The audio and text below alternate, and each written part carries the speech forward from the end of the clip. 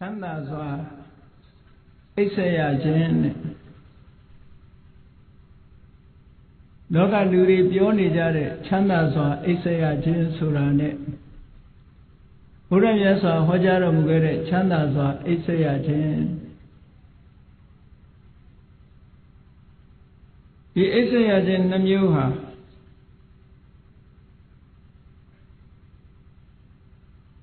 ခြားနာသောရှုထောင့်အမြင်များရှိသဖြင့်ခြားနာသောရည်ရွယ်ချက်များရှိလျက်နေပါတယ်လောကလူတွေပြောနေတဲ့ချမ်းသာစွာအိပ်ဆက်ရခြင်းဘယ်လိုအဓိပ္ပာယ်ရှိပြီးတော့ဘုရားမြတ်စွာဆိုလိုတဲ့ချမ်းသာစွာအိပ်ဆက်ရခြင်းဆိုတာဘယ်လိုအဓိပ္ပာယ်ရှိတယ်လဲဆိုတာဒီကနေ့ညရှင်းလင်းပြီးတော့ဟောပြောကြရအောင်လောကလူတွေဟာနေထိုင်နဲ့ပတ်သက်ပြီးတော့ချမ်းသာဒုက္ခကိုလိုလားကြစာရေးတောက်တာနဲ့ပတ်သက်ပြီးတော့လည်းချမ်းသာဒုက္ခလိုလားကြတယ်အလိုလားဆုံးကတော့လူတိုင်းဟာချမ်းသာတာအိပ်ဆက်ရမှုဟာလူတွေမှာငြိမ်းငြိမ်းချမ်းချမ်းနဲ့ချမ်းသာတာအိပ်ဆက်ရမှုဟာအမြဲတမ်းတန်ဖိုးရှိတယ်လို့ပြောရမှာပါ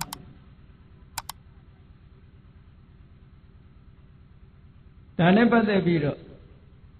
မြတ်စွာဘုရားဟောကြားတဲ့ချမ်းသာစွာအိပ်ဆက်ရခြင်းရဲ့အဓိပ္ပာယ်ကအလွန်လေးနက်မှုရှိတယ်ဆိုတာကိုဟဋ္ဌကသုတ်တံကိုလေ့လာကြည့်ခြင်းဖြင့်သိရှိနိုင်ကြပါတယ်ချမ်းသာစွာအိပ်ဆက်ရခြင်းအဓိပ္ပာယ်ကိုဟဋ္ဌကသုတ်တံမှာမြတ်စွာဘုရားကရှင်းလင်းဟောကြားထားတာဖြစ်ပါတယ်အင်္ဂုတ္တရနိကေမှာဟဋ္ဌကသုတ်ဆိုတာပါရှိတယ်တခါတော့ကမြတ်စွာဘုရားသခင်ကိုရောမြတ်အာလဝီပြည်အနီးနားကနွားအုပ်ကြီးဖြတ်တန်းသွားလာတဲ့တောထန်းတနေရာသိမ္တပါဝနလို့ခေါ်တဲ့ရင်းတိုက်တောထဲမှာရှိတဲ့အရွက်ကျဲကျဲနဲ့ရှိတဲ့ရင်းတိုက်ပင်ကြီးတစ်ပင်ရဲ့အောက်မှာရှင်တော်ဘုရားဟာနားနေခဲ့တာဖြစ်ပါတယ်အဲ့ဒီအချိန်ကရာသီဥတုကလည်းအင်မတန်အေးမြတဲ့ဆောင်းရာသီဖြစ်တယ်ဆောင်းရာသီဖြစ်တော့ရင်းတိုက်ပင်ကအရွက်တွေဟာလည်းပဲကျွေတဲ့အရွက်ကကျွေးလာတော့အပေါ်မှာကြည့်လိုက်ရရင်ကျိုးတို့ကျဲတဲ့အနေအထားမျိုးရှိတယ်မြတ်စွာဘုရားသတင်းသုံးတဲ့တစ်ပင်ပတ်ဝန်းကျင်မှာလည်းပဲဖြတ်တန်းသွားလာထားတဲ့နွားအုပ်တွေရဲ့ခြေရာတွေကအနှံ့အပြားဖြစ်လို့ရေပေါ်မှာနွားခြေရာဂျားကနေထွက်လာတဲ့သုဒ္ဓဖွယ်ဖြစ်နေတဲ့မာကျောလာတဲ့မြေတွေကလည်းပဲအပေါ်မှာစုံစုံချွန်ချွန်နေတက်နေတော့ထိုရင်းတိုက်ပင်အောက်ရောက်အောင်လမ်းလျှောက်ဖို့ဆိုတာခဲရင်တဲ့အနေထားမှာရှိတယ်ပေါ့နွားခွာရာကြားကထွက်တဲ့မားနေတဲ့မြေကိုနွားခွာရာစုလို့ဒီလိုခေါ်တယ်စုကဲ့သို့ခြုံပြီးတော့နေတယ်အဲ့ဒီပေါ်မှာလမ်းလျှောက်ဖို့ဆိုတာမြေတွေကအလွန်မာတဲ့အတွက်ကြောင့်ခဏမပါပဲလမ်းလျှောက်မယ်ဆိုလို့ရှိရင်အမတန်လျှောက်ရခက်တဲ့အနေအထားပေါ့မြတ်စွာဘုရားသခင်ကိုရောမြတ်ကလည်းအရွက်ကျိုးတို့ကျဲတဲ့ရှိတဲ့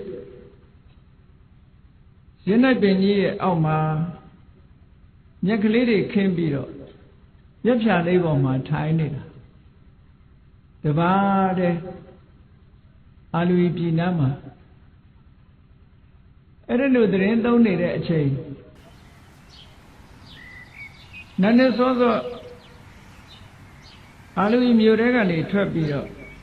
ရင်းနိုင်တော်ဘက်ကိုကျမကြီးအတွက်လမ်းလျှောက်ကြ တောတန်းကိုဖြတ်တန်းပြီးတော့လမ်းလျှောက်လာတဲ့ထဲမှာဟဋ္ဌကအာလဝကဆိုတဲ့မင်းသားတဦးလည်းပါလာတယ်ပေါ့ဟဋ္ဌကအာလဝကမင်းသားဆိုတာဒီနေရာမှာဘယ်သူလဲလို့ဆိုလို့ရှိရင်အလုံးကြောက်ကြတဲ့ဇာလံတစ်ခုပါအာလူကြီးပြည်ကြီးရဲ့အနီးနားမှာတောတန်းတနေရာကညောင်ပင်ကြီးအုပ်အုပ်ဆိုင်ဆိုင်ရှိတယ်အဲ့ဒီညောင်ပင်ကြီးအနီးပါးမှာအာလဝကဘီလူကြီးရဲ့ဗိမာန်ရှိတယ်လို့ပြောတယ်သို့တော်လူတွေမြင်ရတာတော့ညောင်ပင်ကြီးပဲမြင်ရတယ်အာလဝကဘီလူကြီးရဲ့ဗိမာန်ကိုမမြင်ရဘူးအာလဝကဘီလူကြီးကညောင်ပင်အောင်ဝင်ရောက်တဲ့ပုဂ္ဂိုလ်တိုင်းကိုသူကအပိုင်စားရထားတယ်ဒါကြောင့်မို့ညောင်ပင်အောင်ဝင်လာလို့ရှိရင်တော့သူ့အစာဖြစ်ကြရတာများတယ်ပေါ့ဖြစ်ရပုံကတော့တနေ့မှာအာလူကြီးဘုရင်ကြီးကအချမ်းရံနေနဲ့တောကစားထွက်တာတောကစားထွက်တဲ့အခါမှာသမင်းတစ်ကောင်တွေ့တော့ကိုယ်စီဝန်ချပြီးတော့ဝန်တာတွေကိုယ်စီနဲ့ကိုတာဝန်ပေးထားပြီးတော့ထိုသမင်းကိုအမိဖမ်းဖို့အတွက်ဝိုင်းရံထားကြတယ်အဲ့ဒီလိုဝိုင်းရံထားပြီးတော့သမင်းကိုခြောက်တဲ့အခါမှာအမတန်အကင်းပါတဲ့သမင်းကဘယ်ဘက်ကထွက်ရမယ်ဆိုတာကြည့်လိုက်တဲ့အခါကျတော့ဘုရင်ကြီးဘက်ကနည်းနည်းလူအုပ်နေနေတာမြင်တော့ဘုရင်ကြီးဘက်ကထွက်ဖို့ကြိုးစားအဲ့ဒါလိုကြိုးစားပြီးတော့သမင်ကထွက်ပြေးသွားတယ်ပေါ့ဘုရင်ကြီးတာဝန်ကျတဲ့အပိုင်းကနေပြီးသမင်ကလွတ်သွားတော့ဒါပဲမြန်မာတွေပြောနေကြတာရွှေသမင်ဘယ်ကထွက်မင်းကြီးတာကထွက်ဆိုတာအဲ့ဒါလိုလွတ်သွားတဲ့အခါကျတော့ဘုရင်ကြီးကမာနတွေတက်လာပြီးမခံနိုင်ဘူးပေါ့အများကနေပြီးတော့တယောမာကိုမခံနိုင်သည့်အတွက်ကြောင့်ကြိတ်ပြုံးညမှာကိုမခံနိုင်သည့်အတွက်ကြောင့်သူ့ရဲ့ရဲစွမ်းတတ္တိပလအစွမ်းပြပြီးတော့သမင်ပြေးတဲ့နောက်ကနေလိုက်တယ်နောက်ဆုံးတော့သမင်တွေဟာပြေးနိုင်တယ်များပြေးပြီးမပြေးနိုင်တဲ့အချိန်ကျတော့လဲဆင်းပြီးတော့ခံကြတာပေါ့အဲ့ဒီချိန်မှာဘုရင်ကြီးဟာသမင်ကိုအရာဖမ်းတပ်ဖြတ်ယူပြီးတော့တကယ်တော့သမင်သားစားကြလို့တော့မဟုတ်ဘူးအပျော်ပါလောက်ကြတာအဲ့ဒီသမင်ကောင်ကိုပိုင်းပြီးတော့ထမ်းလာခဲ့တယ်ဒီသမင်သူရအောင်ဖမ်းနိုင်တယ်ဆိုတဲ့စွမ်းရည်တတ္တိကိုပြခြင်းလို့သမင်ကိုထမ်းယူခဲ့ပြီးတော့မောမောပန်းပန်းနဲ့ခဏကညောင်ပင်ကြီးအောက်မှာချပြီးခဏနားနေတာဒီအခါမှာဘုရင်ကြီးကအန္တရာယ်ကြုံလာတယ်ပေါ့အာရဝကဘီလူကြီးရဲ့ပိုင်တဲ့ထဲရောက်သွားတော့အာရဝကဘီလူကြီးကနေပြီးဘုရင်ကြီးကိုဖမ်းလိုက်တယ်ပေါ့ဖမ်းလိုက်တော့ဘုရင်ကြီးကကြောက်လန့်ပြီးတော့သူ့ကိုမစားပါနဲ့သမင်သားပဲစားပါလို့ဆိုပြောတော့အာလဝကဘီလူကြီးကရဲတယ်တဲ့ဘုရင်ကြီးကိုယ်တိုင်လည်းသူ့ပစ္စည်းပဲတဲ့သမင်ကြီးကလည်းသူ့ပစ္စည်းပဲငါပစ္စည်းနဲ့ငါ့ကိုအယောင်းဝယ်မလုံးနဲ့ပေါ့သမင်လည်းငါပိုင်တာပဲမင်းလည်းငါပိုင်တာပဲဆိုတော့ဘုရင်ကြီးကခက်ကြုံသူကပြောတယ်ငါသာမန်ပုဂ္ဂိုလ်မဟုတ်ဘူးဟောဒီအာလူပြည်ကြီးကိုပိုင်တဲ့ဘုရင်ငါ့ကိုစားရင်မင်းဒီတနေ့ပဲစားရမယ်ငါ့ကိုလွတ်လိုက်မယ်ဆိုရင်မင်းငါနေ့စဉ်နဲ့အမျှတနေ့ကိုလူတယောက်ထမင်းအုပ်နဲ့ပို့ပေးမယ်ဆိုတော့အာလောကဘီလူကြီးကစဉ်းစားပြီးတော့လက်ခံတယ်အင်းသူပြောတာဟုတ်တယ်နေ့စဉ်နဲ့အမျှပင်ပန်းမခံရဘဲနဲ့လူသားစားနေရမယ်ဆိုရင်ပိုးအဆင်ပြေတယ်သို့တော့သစ္စာတည်ရမယ်သစ္စာဆိုခိုင်းတယ်မင်းမှာသစ္စာလူမှာဂတိမင်းဆိုတာသစ္စာရှိရပြောထားရင်ပြောထားတဲ့အတိုင်းလုပ်ရတယ်ပေါ့ဘုရင်ကြီးကသစ္စာဆိုတယ်နေ့စဉ်နဲ့အမျှ သူနန်းတော်ကနေပြီးတော့သူစီမံခန့်ခွဲပေးတဲ့သမင်းအုပ်ရွက်လာတဲ့လူကိုစားပိုင်ခွင့်ပေးလိုက်တယ်အဲ့ဒီလိုစားပိုင်ခွင့်တနေ့ကိုတယောက်မှန်ပိုးဆက်ပြီးတော့ပေးမယ်လို့သူကအာမခံလိုက်အကယ်၍မပေးနိုင်တဲ့နေ့ဆိုလို့ရှိရင်သူကိုယ်တိုင်ဘလူရဲ့အစာဖြစ်ရဒီလိုထားတာအဲ့ဒါလို့သစ္စာပြုတ်ခဲ့ရတာဆိုတော့အာလောကဘီလူကြီးကလွတ်လိုက်တယ်အာလောကဘီလူဆိုတာအဲ့ဒီအချိန်တုန်းကဘုရားတရားသံဃာကိုမကြည်ညိုသေးတဲ့မိစ္ဆာဘလူကြီးပေါ့အမှန်တမ်းကြမ်းကြုတ်တယ်အဲ့ဒါလို့ဘုရင်ကြီးစီကအခွင့်အရေးရလိုက်တဲ့အခါကျတော့ဘုရင်ကြီးကိုလွတ်လိုက်တယ်နန်းတော်ပြန်ရောက်တဲ့အခါကျတော့အမတ်ကြီးတွေနဲ့အစည်းအဝေးခေါ်ပြီးတော့သူ့ရဲ့ဘုရင်ကြီးကသူလောက်ကင်ခဲ့တဲ့ကိစ္စတစ်ခုကိုပြောပြပညာရှိအမတ်ကြီးတွေကစဉ်းစားကြတယ်ရှင်မင်းကြီးဒီနေ့တယောက်ပို့မယ်ဆိုတဲ့နေရာမှာရက်အကန့်အသတ်ခေါ်ရှိရလားလို့ဆိုဟာဘုရင်ကြီးကပြောတယ်ငါရက်အကန့်အသတ်မပြောခဲ့မိဘူးဆိုဒါဘုရင်ကြီးရဲ့မေ့လျော့ချွတ်ချုံမှုတစ်ခုပဲရက်ကန့်သက်ချက်မပေးခဲ့တဲ့အတွက်ကြောင့်သူကတစ်သလုံးပေးနေရမယ်အဓိပ္ပာယ်ဖြစ်သွားတယ်အဲ့ဒါနဲ့ထောင်ထဲကလူတွေထုတ်ပြီးတော့တနေ့တယောက်အာလောကဘီလူကြီးစီပို့ပေးနေတယ်ထောင်ထဲကလူတွေလည်းကုန်ရောကုန်တဲ့အခါတိုင်းပြည်မှာရှိတဲ့လူတွေတိတ်တဆိတ်လမ်းမှာညထွက်တဲ့ပုဂ္ဂိုလ်တွေဖမ်းဘလူကြီးစီသွားခိုင်းအဲ့ဒါလိုနဲ့လှုပ်လာလိုက်တာနောက်ဆုံးဘုရင်ကြီးကဖမ်းပြီးတော့ဘလူးစာကျွေးနေတယ်ဆိုတဲ့သတင်းကြောင့်လူတွေဟာအိပ်ပြင်မထွက်ရဲလောက်အောင်ကြောက်လန့်နေကြနောက်ဆုံးတော့လူရှာမရတဲ့အခါကျတော့ဘယ်လိုလုပ်ရတော့ဆိုဘုရင်နန်းတော်မှာအဲ့ဒီနေ့မှာမွေးဖွားလာတဲ့ဘုရင်သားတော်ကလေးကိုပဲပေးရတော့မယ်လောကလူတွေဟာကိုယ့်အချစ်ဆုံးပဲသားတွေသမီးတွေကိုမိဘတွေကချစ်တယ်ဆိုတာကိုယ့်သဘောချကိုယ့်ရဲ့စိတ်ထဲမှာသားသမီးလေးကိုမြင်နေရလို့ကြည်နူးနေလို့ချစ်တာတကယ်တော့လူတွေဆိုတာကိုယ့်အချစ်ဆုံးပဲအဲ့တော့ကြောင့်မို့လို့မိမိကိုယ်ကာကွယ်တဲ့အနေနဲ့သားတော်ကလေးကိုပဲဘလူးစာဖြစ်ကျွေးဖို့ရပို့ခိုင်းလိုက်ရတယ်အဲ့ဒီနေ့ဒီအာလောဝီဘုရင်ကြီးရဲ့သားတော်လေးဟာတကယ်ပါရမီရှင်ကလေးပဲတာမန်ပုဂ္ဂိုလ်မဟုတ်ဘူးပါရမီကုသိုလ်တွေစီးပူးကြလို့ထူးခြားတဲ့မင်းသားလေးဖြစ်တော့မြတ်စွာဘုရားသခင်ကိုရောမြတ်ကအဲ့ဒီနေ့တရက်ကြိုပြီးတော့အာလဝကဘီလူကြီးရဲ့ဘုံမိမ္မာန်ကိုရောက်ရှိနေတာအဲ့ဒီအချိန်မှာအာလဝကဘီလူကြီးကသူ့ရဲ့ဘုံမိမ္မာန်ထဲမှာမရှိဘူးအစည်းအဝေးသွားနေတယ်ပြန်လာတဲ့အခါမြတ်စွာဘုရားနဲ့ဘုံမိမ္မာန်နဲ့ရောက်နေတာမြင်တဲ့အခါစိတ်တွေတအားဆိုးတယ်ပေါ့အဲ့လိုစိတ်တွေစားဆိုးလို့တညာလုံးဘုရားကိုလက်နဲ့မျိုးနဲ့ထွက်သွားအောင်ဒုက္ခရောက်အောင်တိုက်ခိုက်မောင်းထုတ်တာမြတ်စွာဘုရားကိုလုံးဝအန္တရာယ်မပြုနိုင်ဘူးအဲ့ဒါလို့မြတ်စွာဘုရားကိုတောင်မောင်းထုတ်လိုက်ရအောင်သူစိတ်ကအမတန်မှချမ်းသာတယ်အဲ့ဒါလို့ချမ်းတဲ့အာလဝကဘီလူကြီးကိုမြတ်စွာဘုရားသခင်ကိုရောမြတ်ကလိမ္မာရင်ကျေးအောင်ဤစနစ်တွေကိုအသုံးချပြီးတော့ဆုံးမတော်မူခဲ့တယ်နောက်ဆုံးမှာအာလဝကဘီလူကြီးကသူ့လက်နဲ့ရှိသမျှတွေအသုံးချလို့ဘာမှအစွမ်းမရတဲ့အခါကျတော့ဘာလုပ်လဲဆိုရင်အရှင်ဂေါရမသူများခွင့်မပြုတဲ့အိမ်ထဲမှာကျူးကြော်ဝင်ရောက်နေတာအခုပဲထွက်သွားလိုက်ပါဆိုတော့မြတ်စွာဘုရားကဒီလိုချမ်းသာတဲ့ပုဂ္ဂိုလ်တယောက်ကိုစိတ်ဓာတ်နူးညံ့သွားအောင်ဤစနစ်ကိုအသုံးပြုတဲ့အနေနဲ့သူစကားကိုနားထောင်တဲ့အနေထား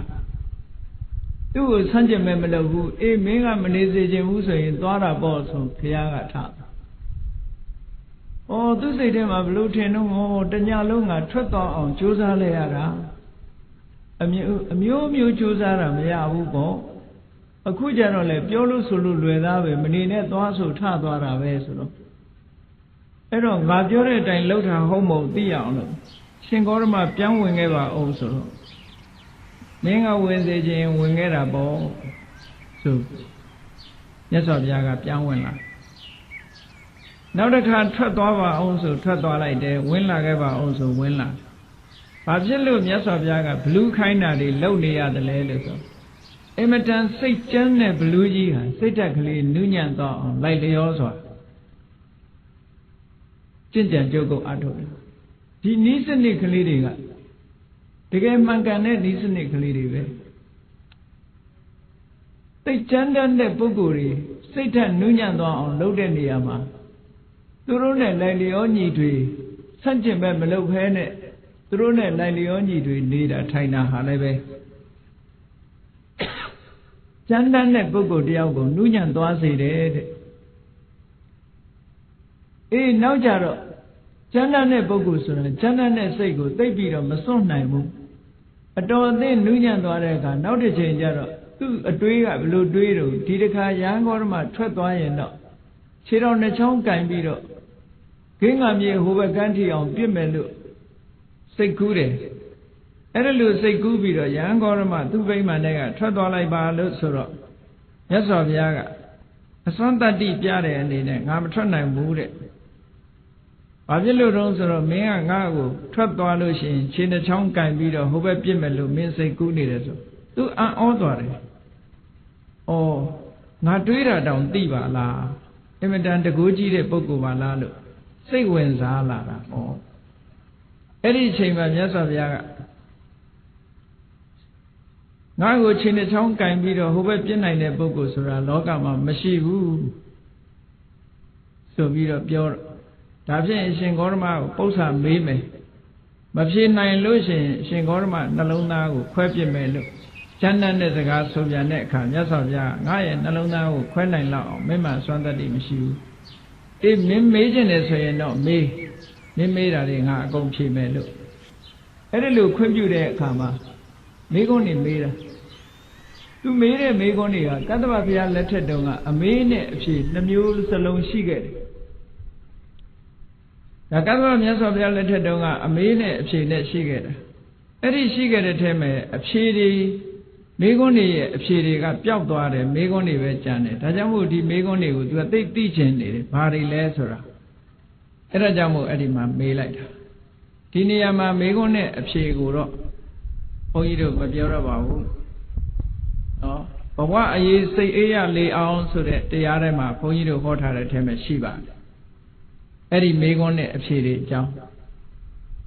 အဲ့ဒီမှာဒီနေရာမှာပြောချင်တာကတော့အာလဝကကြီးကိုဆုံးမလို့ယဉ်ကျေးပြီးတော့အာလဝကကြီးကဘုရားဘာသာအာလဝကဘီလူကြီးကဘုရားဘာသာဖြစ်သွားတယ်လို့ပြောအင်မတန်လိမ္မာယဉ်ကျေးပြီးတော့ဘုရားတရားတန်ခါဥဒိဋ္ဌာတွေဘယ်နေရာသွားဘုရားတရားတန်ခါဥဒိဋ္ဌာရှ िख ိုးလေးရဲ့သွားပါမယ်ဆိုတဲ့ပဋိညာဉ်ပေးထားတဲ့အချိန်နန္ဒမိုးတော်အလင်းရောက်တဲ့အချိန်မှာခုနကအာလူဝီဘုရင်ကြီးကသားတော်လေးနဲ့ထမင်းအုပ်ကိုပို့လိုက်တဲ့အချိန်ဘုရားကရောက်ရှိနေတဲ့အချိန်လေးနဲ့အမတန်မှကံကောင်းတယ်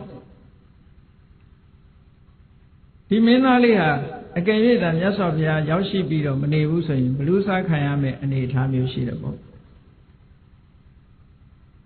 အေးလိမ္မာရင်ကျေးသွားလို့ဒီမင်းသားလေးပို့လိုက်တဲ့အခါကျတော့ဘလူးကြီးကသောတာပန်ဖြစ်သွားပြီစိတ်ဓာတ်တွေကမချမ်းတော့ဘူးတတ္တဝါတွေပေါ်မှာကျင်နာတတ်တဲ့စိတ်တွေတနာတဲ့စိတ်တွေမေတ္တာထားနိုင်တဲ့စိတ်တွေဝင်လာသောတာပန်ပုဂ္ဂိုလ်ဖြစ်သည့်အတွက်ကြောင့်ဘုရားတရားသံဃာကိုရိုသေလေးစားမှုကလည်းရှိလာပြီမိမိအသက်ပင်သိလင့်ကစားသူတစ်ပါးရဲ့အသက်ကိုတပ်ဖြတ်မှုဆိုတာလုံးဝမပြုတော့ဘူးဆိုတဲ့အနေအထားကြောင့်အဲ့တော့ဒီသူ့အတွက်အစာဖြစ်လာပို့တဲ့မင်းသားလေးကိုတတ်ဖို့နေတာရှေ့ကလူသားတွေကိုလူတွေရဲ့အသက်ကိုတတ်ဖြတ်ပြီးတော့စားတောက်နေတယ်ဆိုတာတောင်သိရမှာသိသွားမှာကိုရှက်တဲ့အနေအထားမျိုးရောက်သွားတယ်အလွန်ရှက်တယ်ဒါသိမှသိဆိုးတယ်သို့တော့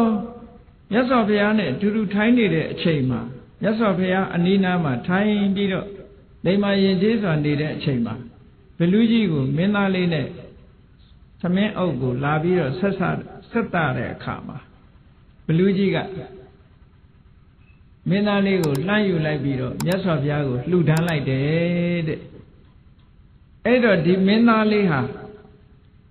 မင်းချင်းယောက်ျားတွေလက်ကနေပြီးတော့ဘလူကြီးလက်ရောက်သွားတယ်ဘလူကြီးလက်ကနေပြီးတော့မြတ်စွာဘုရားလက်ထဲရောက်သွားတယ်ဘုရားကိုလှူလိုက်တာဘုရားကိုလှူထားတဲ့မင်းသားလေးဖြစ်သွားတယ်ဒါကြောင့်မို့လို့လက်ဆင့်ပြောင်းလာတဲ့မင်းသားလေးဆိုတဲ့အဓိပ္ပာယ်နဲ့ဟထကလို့ဒီလိုခေါ်တာဟထဆိုတာလက်ကဆိုတာတော့ခါငယ်ကနေပြောင်းလာတာလက်တစ်ခုကနေပြီးလက်တစ်ခုကိုပြောင်းရွှေ့ပြီးတော့အသက်ရှင်လာတဲ့မင်းသားလေးလို့ဒီလိုအဓိပ္ပာယ်ရတယ်မင်းကြီးယောက်ျားတွေရဲ့လက်ကနေပြီးတော့ဘလူကြီးလက်ကနေပြီးတော့ဖရာလက်ထဲရောက်ဖရာလက်ကမှတခါမင်းကြီးယောက်ျားတွေလက်ကိုပြန်ပြီးတော့အနှံပေးလိုက်တယ်ဒါကြောင့်မို့ဒီမင်းသားလေးဟာနန်းတော်ပဲပြန်ရောက်သွားတယ်ပေါ့သို့တော်လည်းဖရာကိုလှူထားတာဖြစ်သောကြောင့်ခုခေတ်စကားနဲ့ပြောမယ်ဆိုရင်မြတ်စွာဘုရားရဲ့မွေးစားသားဖြစ်သွားပြီပေါ့အဲ့လိုဘုရားရဲ့မွေးစားသားဖြစ်တဲ့ဟထကဆိုတဲ့ဒီမင်းသားဟာသာသနာတော်မှာအလွန်ထင်ရှားလာတဲ့မင်းသားတဦးဖြစ်လာအရွယ်ရောက်လာတဲ့အခါမှာသူ့ရဲ့နောက်ကဥပဒကာတွေ900အချမ်းရံနဲ့အမတန်မှစီစီလုံးလုံးရှိတယ်ဟထကဟာသူ့နောက်ပါဥပဒကာ900ကိုသူကစီးလုံးထားတဲ့နေရာမှာအလွန်အစွမ်းထက်အခြားပရိသတ်တွေတဲ့သူကစီးလုံးညီညာမှုရှိတယ်ဒါကြောင့်မို့မြတ်စွာဘုရားကဥပဒကာဒါယကာတွေကိုသာသနိကဘွယ်ထူးတွေပေးတဲ့အခါမှာဟထကအာလဝကကိုလည်းပဲဘွယ်ထူးတစ်ခုထည့်ပြီးတော့ပေးထားတယ်အဲ့ဒီဘွယ်ထူးကတော့ဘာလဲဆိုရင်သင်္ဃဝတ္ထု၄ပါးဖြင့်နောက်ပါတို့ကိုစီယုံတဲ့နေရာမှာထူးချွန်ဆုံးဆိုတဲ့ဘွဲကိုပေးတယ်စီယုံမှုထူးချွန်စုပေါ့စီယုံတဲ့နေရာမှာအလွန်ထူးချွန်တယ်လို့ဟထကအာလဝကမင်းသားလေးကိုဒီလိုဘွဲပေးထားသူဟာတာမန်ပုဂ္ဂိုလ်မဟုတ်ဘူးနောက်ကြတော့သောတာပန်တဂရဂံနဲ့နောက်ဆုံးအနာဂံအဆင့်ထီအောင်ရောက်သွားပြီသာသနာတော်မှာထင်ရှားတဲ့မင်းသားလေးတစ်ပါးဖြစ်လာပြီဟောသူ့မှာအံ့ဩဖွယ်ကောင်းတဲ့အံ့ဖွယ်ကောင်းတဲ့အရည်အသွေးတွေကဘာတွေတုံးဆိုရင်သူဟာသရတရားသိကောင်းတယ်တဲ့ဟောသရတရားကောင်းတဲ့နေရာမှာအလွန်ထင်ရှားတယ်သရတရားကောင်းတယ်နောက်ကိုချင်းသီလနဲ့ပြည့်စုံတယ်ကိုချင်းသီလနဲ့ပြည့်စုံတဲ့နေရာမှာလည်းပဲအလွန်ထင်ရှားတယ်နောက်တစ်ခုကမကောင်းတာလုပ်ရမှာမဟုတ်တာပြောရမှာမဟုတ်တာကြံစီရမှာအလွန်ရှက်တတ်တယ်ဆက်ဆုပ်တတ်တယ်မကောင်းတာလုပ်ရမှာမကောင်းတာပြောရမှာမကောင်းတာကြံရမှာအလွန်ကြောက်လန့်တတ်တယ်ဟိရိဥတ္တပနဲ့ပြည့်စုံတယ်လို့ဒီလိုပြောတာအေးဒါတွေမကဘူးဟထကမင်းသားလေးဟာမြတ်စွာဘုရားထံကတရားဓမ္မတွေနာယူပြီးယဟန်တော်ရှင်မြတ်တွေစီကယဟန္တာရှင်မြတ်တွေစီကတရားဓမ္မကိုနာယူထားလို့တရားဓမ္မနဲ့ပတ်သက်လာလို့ရှိရင်ဘုဒ္ဓတွေအများကြီးရှိတယ်တဲ့ဘုဒ္ဓတွေအများကြီးရှိတယ်နောက်တစ်ခုကတော့တရားတရားကောင်းတဲ့ပုဂ္ဂိုလ်ဖြစ်သည့်အားလျော်စွာအမြဲတမ်းစွန့်လွတ်လှူဒန်းမှုရရောမှုဆိုတဲ့စာကခုံနဲ့လည်းပြည့်စုံတယ်နှမျောတွန့်တိုခြင်းမရှိဘူးဟထကမင်းသားလေးဟာစွန့်ကြဲပိတ်ကန့်တဲ့နေရာမှာလည်းပဲအမတန်မှရရောတယ်နောက်ကုံတစ်ခုကတော့သူကပညာထက်မြက်တယ်လို့ဒီလိုဆိုတယ်ထက်မြက်တဲ့ပညာဆိုတာတာမန်အခြေခံပညာမျှတာမကဘူးသင်္ခါရတရားတွေကိုအနိစ္စဒုက္ခအနတ္တလို့ဖြစ်မှုပြည့်မှုတွေကိုရှုမြင်တဲ့နေရာမှာလည်းပဲသူပညာအလွန်စင်တမ်းမြင့်တယ်သောတာပန်ကနေသဂရဂံနေအနာဂံဆိုတော့ဝိပဿနာဉာဏ်ဟာအလွန်ရင့်တန်တယ်ပေါ့ယဟန္တာအဆင့်ဖြစ်ဖို့ရာဝိပဿနာဉာဏ်မျိုးသာသူ့မှာလိုနေသေးတာဟုတ်အဲ့တော့ယဟန္တာဖြစ်ဖို့ဝိပဿနာကြတော့အနာဂံဖြစ်တဲ့ဝိပဿနာတဲ့ပိုတဲ့အဆင့်မြင့်တယ်လို့ပြောအောင်ပါပေါ့အေးအဲ့ဒါလို့ထူးချွန်တဲ့ဟရကမင်းသားလေးအံ့ဩဖွယ်သူ့ရဲ့ဂုံကြီးဂုံသွေးတွေ10မျိုးနဲ့ပြည့်စုံတဲ့နေရာမှာသူဟာဒီလိုထူးခြားပေမဲ့လို့ထူးခြားမှုကိုထုတ်ဖော်ပြောဆိုဖို့အလွန်ဝန်လေးတဲ့ပုဂ္ဂိုလ်တူတဲ့အဲ့ဒါကိုအပိစ္ဆလို့ခေါ်တယ် လောကမှာလူတွေကကိုယ်ရှိလို့ရှိရင်ရှိတာတဲ့ပို့ပြီးတော့ကြွားကြင်ကြတယ်ပေါ့အေးဟောဒီဟတ္တကမင်းသားလေးကတော့ဘယ်တော့မှသူ့ရဲ့ဂုံကြီးဂုံသွေးကိုထုတ်ဖော်ပြောဆိုဘူးသူ့ကိုဂုံကြီးဂုံသွေးကိုသူများသိမှဆိုးတယ်ခက်ကုတ်ကုတ်ရိုးရိုးလေးပဲနေတယ်သူ့ရဲ့ဂုံကြီးဂုံသွေးတွေကိုဘယ်တော့မှထုတ်ဖော်ပြောဆိုလို့မရှိဘူးဒါကြောင့်မို့လို့အပိစ္ဆာလို့ဆိုတဲ့ဒီအလိုနီးချင်းဆိုတဲ့ဂုံအင်္ဂါနဲ့လည်းပြည့်စုံတယ်လို့ဒါကဒီပုဂ္ဂိုလ်ရဲ့ပတ်သက်တဲ့အည်အသွေးတွေဟောဒီဟတ္တကမင်းသားလေးဟာသင်္ဃဝတ္ထုတရား၄ပါးနဲ့ပြိဿတ်ကိုစီယုံတဲ့နေရာမှာအမတမထူးချွန်တယ်တခါတော့ကသူ့နောက်လိုက်နောက်ပါပြိဿတ်တွေကစီလုံးညီညီညွတ်ညွတ်နဲ့မြတ်စွာဘုရားစီလာတော့မြတ်စွာဘုရားကအမတန်ညီညွတ်တဲ့သူ့ရဲ့နောက်လိုက်နောက်ပါတွေကိုခြိပြီးဘုရားကဟတ္တကတဲ့ဒီပြိဿတ်တွေကိုဘယ်လိုလုပ်ပြီးတော့စီယုံထားတာတုံးလို့မြတ်စွာဘုရားကမေးတယ်မေးတဲ့အခါကျတော့အရှင်ဘုရားတဲ့မြတ်စွာဘုရားဟောထားတဲ့သင်္ဃဝတ္ထုတရား၄ပါးရဲ့ဤစနစ်အတိုင်းတပည့်တော်စီယုံတာပါအသိအဖွဲလုပ်ပြီးတော့ဆောင်ရွက်ကြတဲ့ပုဂ္ဂိုလ်တိုင်းသင်္ဃဝတ္ထုတရား၄ပါးဆိုတာမှတ်သားပြီးတော့စီယုံတဲ့နေရာမှာအမတန်မှအရေးကြီးပါတယ်နော်အေးအစီယုံလုပ်ရုံနဲ့မကဘူးမိသားစုထဲမှာလည်းပဲစီယုံဖို့အမတန်မှအရေးကြီးတယ်ပေါ့မိသားစုဟာဒါအသေးငယ်ဆုံးသော society လို့ပြောရမှာပါလူတွေရဲ့ society ဟာမိသားစုတစ်ခုဟာ society လေးတစ်ခုပဲကိုမိသားစုအတွင်းတောင်တချို့ကမစည်းရုံးနိုင်တဲ့အတွက်ကြောင့်တယောက်နဲ့တယောက်မတည့်ကြဘူးလေညီကိုမောင်နှမတွေတယောက်နဲ့တယောက်မတည့်ဘူးတဲ့နော်အမေနဲ့သားသမီးတွေနဲ့မတည့်ဘူးတဲ့အဖေနဲ့သားသမီးတွေနဲ့မတည့်ဘူးတဲ့မစည်းရုံးနိုင်ကြဘူးပေါ့အဲ့ဒီမစည်းရုံးနိုင်တာဘာကြောင့်လဲလို့ဆိုလို့ရှိရင်အခုပြောရတဲ့သင်္ဃဝတ္ထု၄ပါးဆိုစည်းရုံးဖို့ရာအတွက်ဒီအကြောင်းအချက်၄မျိုးအသုံးမချလို့ပဲဒါ four conditions of unity ပေါ့ four conditions of unity ဖြစ်ဖို့ရာအတွက်ဒီအကြောင်း၄မျိုးဟာအမှန်တမ်းမှအရေးကြီးတယ်ဒါကြောင့်မို့အသင်းအဖွဲ့လုပ်တဲ့ပုဂ္ဂိုလ်ပဲဖြစ်စေမိသားစုပဲဖြစ်စေသစုတဝိတဲ့နေတဲ့အချိန်ခါကာလမှာဟောဒီစီယုံရေးတရား၄မျိုးသင်္ဃဝတ္ထုတရား၄မျိုးဟာအမှန်တမ်းမှအရေးကြီးတယ်သင်္ဃဆိုတာစုစည်းပေးတာတဲ့လူတွေစည်းလုံးညီညွတ်နေအောင်စုစည်းပေးနိုင်တဲ့စွမ်းအားရှိတယ်အဲ့ဒီ၄မျိုးကဘာလဲလို့ဆိုရင်ဒါနပေးတာကမ်းတာရှိရမယ်စည်းလုံးညီညွတ်မှုအတွက်ပေးမှုကမ်းမှုဟာအမှန်တမ်းမှအကောင်းဆုံးသောစည်းလုံးဒါကြောင့်မို့ပေးကမ်းခြင်းသည်အောင်မြင်ရာဤလို့ပြောတာနော်ခုခေတ်လူတွေပို့ပြီးတော့သဘောပေါက်တာပေါ့ဘာဖြစ်ဖြစ်ပေးလိုက်လို့ရှိရင်ချောတယ်ပေါ့မပေးရင်မချောဘူးဟုတ်လားအရာရာဟာပေးလိုက်လို့ရှိရင်လုပ်ငန်းကင်တာချောမွေ့အောင်မြင်သွားနိုင်တယ်ပေါ့ဒါလည်းစီယုံရေးတစ်ခုပဲဒါနဆိုတာပေးရကမ်းရတယ်မိသားစုအတွင်းမှာပဲဖြစ်စီပေးရကမ်းရတယ်နော်အမေဖေလှုပ်တဲ့ပုဂ္ဂိုလ်ကခရီးသွားတယ်ပြန်လာတဲ့အခါသားလေးအတွက်သမီးအတွက်ဆိုဟောဝဲလာပေးတယ်မွေးနေ့ဆိုရင်မွေးနေ့လက်ဆောင်လေးပေးတယ်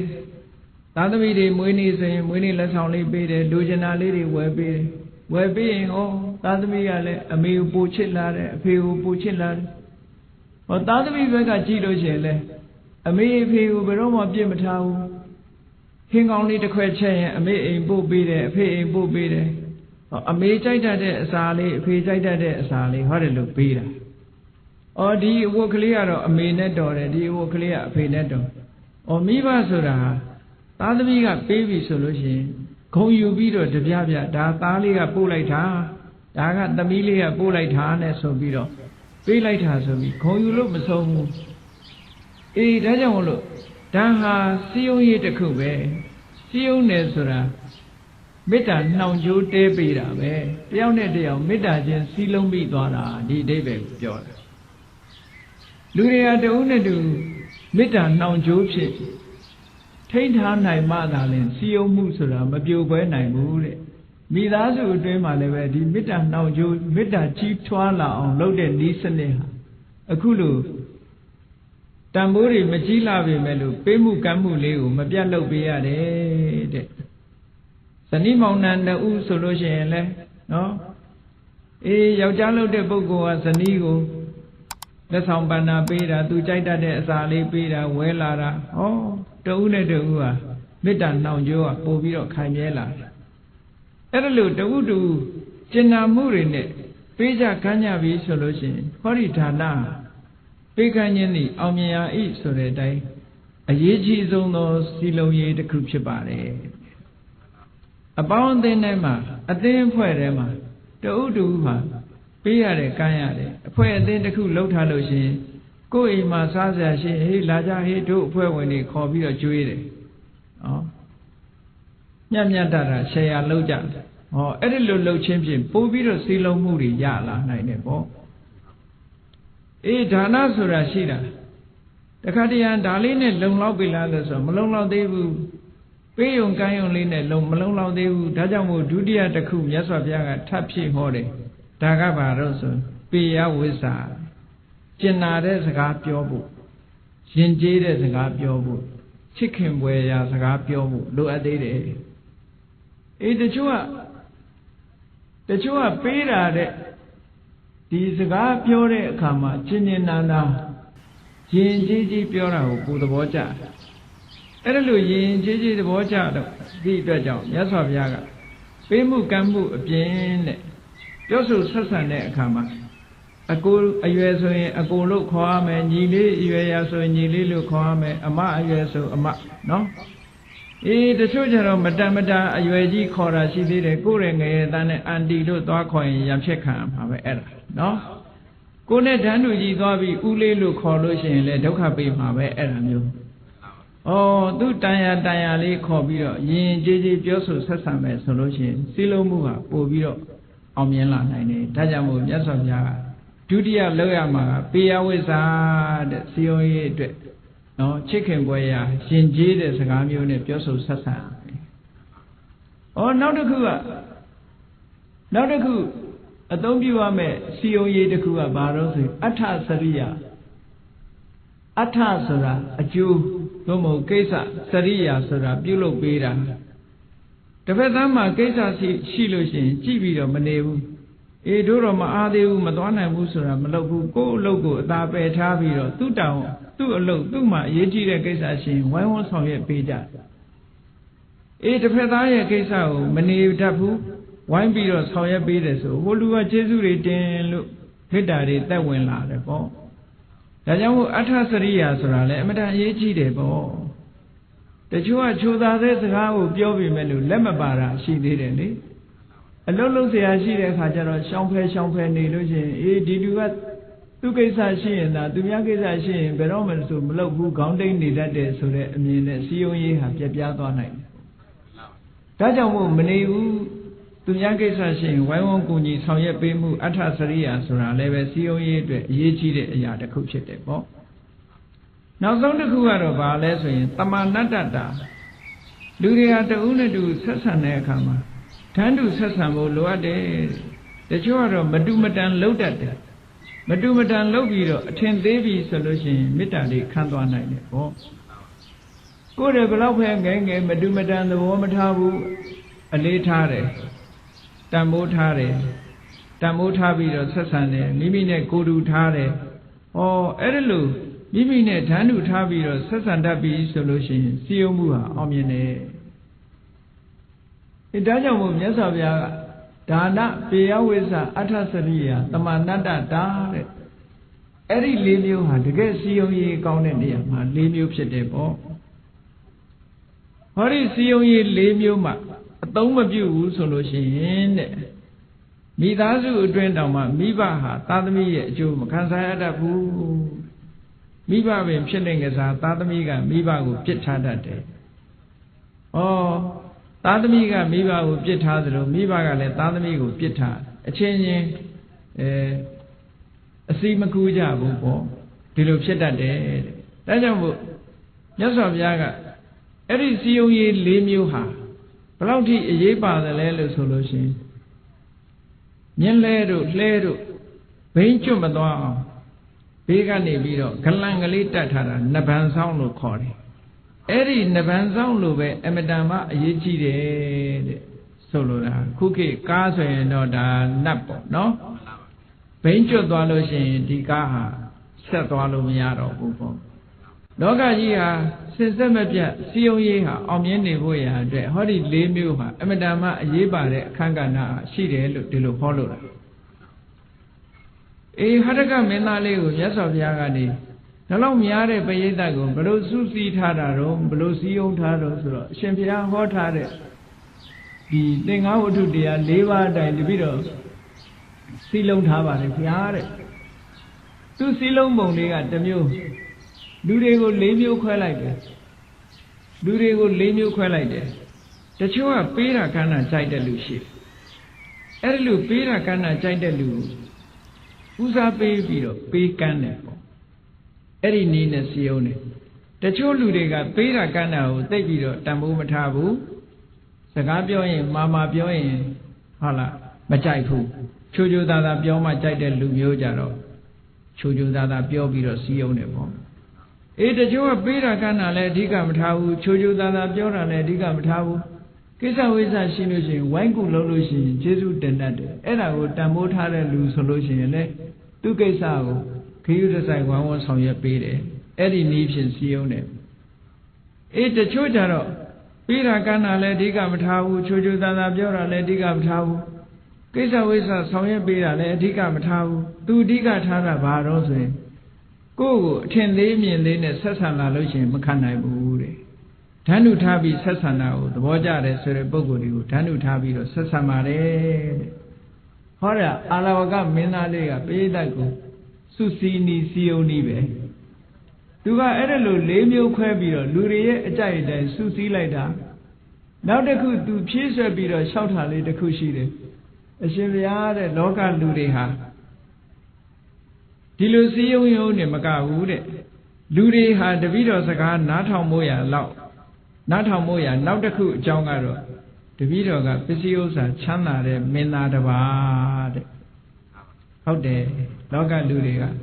ရွှေရှိမှအမျိုးတော်တာလေဆင်းရဲတဲ့လူရဲ့စကားဆိုရင်နားထောင်မှာမဟုတ်ဘူးတဲ့တပည့်တော်ကချမ်းသာတယ်ချမ်းသာတဲ့မင်းသားဂုဏ်ရှိတဲ့မင်းသားဆိုတော့တပည့်တော်ဘာပြောရဟောဆင်းရဲပြီဘာမှစားစရာမရှိဘူးဆင်းရဲမွဲတေတဲ့လူတယောက်ကဥဆောင်မယ်ဆိုရင်ဘယ်သူမှလိုက်မှာမဟုတ်ဘူးအဲ့တော့ချမ်းသာဖို့ဆိုတာလည်းပဲလိုအပ်သေးတယ်တဲ့ဆိုလိုတာကဓနဂုဏ်လေးကလည်းရှိရအောင်ဒါကြောင့်လူတိုင်းဟာချမ်းသာအောင်တော့ကြိုးစားကြအောင်ကြိုးစားကြပစ္စည်းဥစ္စာနဲ့ပြည့်စုံအောင်ကြိုးစားပစ္စည်းဥစ္စာနဲ့ပြည့်စုံပြီဆိုလို့ရှိရင်လူရဝင်လာလူရဝင်တယ်လူလောကကိုကရွှေရှိမှအမျိုးတော်တယ်ဘူးသီးသီးမှအမျိုးတော်တယ်ဆိုတာဒါတကယ်ပဲစားစရာမရှိဘူးဆိုရင်အမျိုးတောင်မှပဲမတော်ပါဘူးလှုပ်ချင်တယ်နော်စားစရာရှိပြီသိပ်ပြီးတော့အောင်မြင်လာပြီကြီးပွားလာပြီယာရုတွေကြီးလာပြီဆိုရင်ကျမ်းဖန်ပြီးတော့အမျိုးဆက်တယ်ကျမ်းဖန်ပြီးတော့အမျိုးဆက်တယ်အဲ့ဒီလိုယာရုလည်းမရှိဘူးစီးစိမ်ဥစ္စာလည်းမရှိဘူးဆိုတဲ့ပုဂ္ဂိုလ်ကြတော့ကျမ်းဖန်ပြီးတော့အမျိုးတွေကနေပယ်ထုတ်တယ်ဒါလူတွေရဲ့သဘာဝကိုပြောပြတာနော်အဲ့ဒါကြောင့်မလို့အလဝကမင်းသားကလျှောက်တယ်ဟထကမင်းသားလျှောက်တယ်ရှင်ဗျာတဲ့တပည့်တော်စကားလူတွေကနားထောင်မှာပေါ့တဲ့တပည့်တော်ကဘာဖြစ်လို့လို့ဆိုရင်ချမ်းသာကြွယ်ဝတဲ့ပုဂ္ဂိုလ်တယောက်ပါတဲ့ပေးနိုင်ကမ်းနိုင်တဲ့လူတယောက်ပါတဲ့အဲ့ဒါလည်းပဲသူစီယုံဖို့အောင်မြင်ခြင်းရဲ့အကြောင်းတစ်ခုပဲလို့အဲ့တော့အဲ့ဒီမင်းသားဟာတရက်ကြတော့မြတ်စွာဘုရားခုနကသတင်းသုံးနေတဲ့နေရာမနဲ့စောစောသူကအညောင်းပြေညာပြေလမ်းလျှောက်ရင်းကနေဘုရားသတင်းသုံးတဲ့သစ်ပင်ကြီးကဖြတ်သွားတော့ဘုရားကိုမြင်တာပေါ့မြင်တဲ့အခါကျတော့အရှင်ဘုရားတဲ့ချမ်းသာတာအိပ်ဆက်ရပါရဲ့လားလို့မေးတာမနဲ့စောကြီးဆိုတော့